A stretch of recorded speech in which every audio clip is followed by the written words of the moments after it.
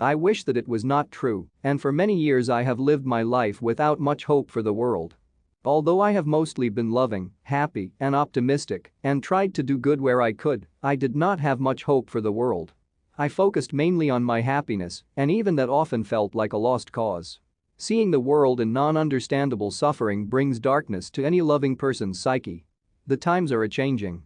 It was only when I saw the light that I could see through the darkness. The significance together with the worldwide consequences of what happened in 1971 have been and still are devastating.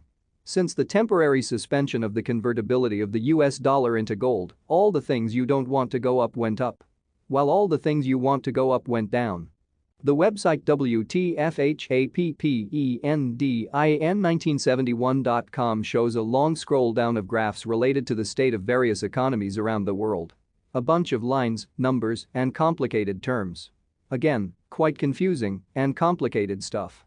The funny thing is, you don't have to be an economist to see that on every chart there is a clear sign that something happened in 1971. Any objective thinker, when presented with the information on this website, would conclude that indeed the suspension of convertibility of the US dollar into gold is the reason why all these charts look like they do. Yes, something could have happened before 1971 that made things go in this direction anyway.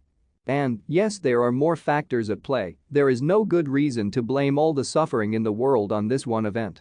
We can't change history, and we cannot say for sure that if we did not abolish the gold standard, everything would be all right now. But what we have to admit is that 1971 is a clear mark on too many metrics for it to be a coincidence. All these economic metrics going crazy has something to do with going off the gold standard. And it makes sense. When you know what money is. When you understand the characteristics of this technology that we call money.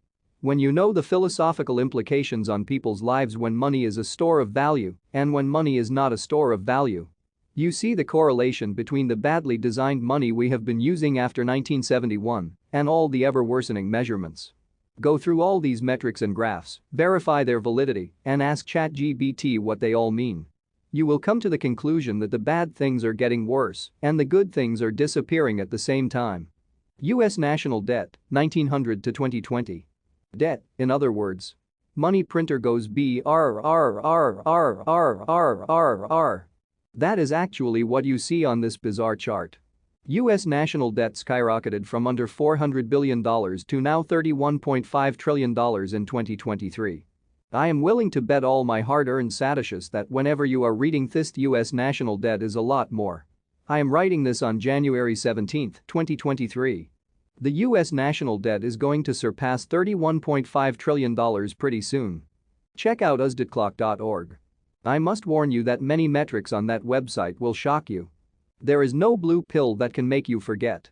The orange pill is our only hope. 1971 cost of living. Only when you bring all these charts together with the prices of day-to-day living, you see that all these metrics and factors represent what people go through. At the time, living in the moment, it is difficult to truly see the damage done. Yes, people notice price changes. For the poorest people, inflation is an immediate threat to their existence. For most people, it isn't a big problem.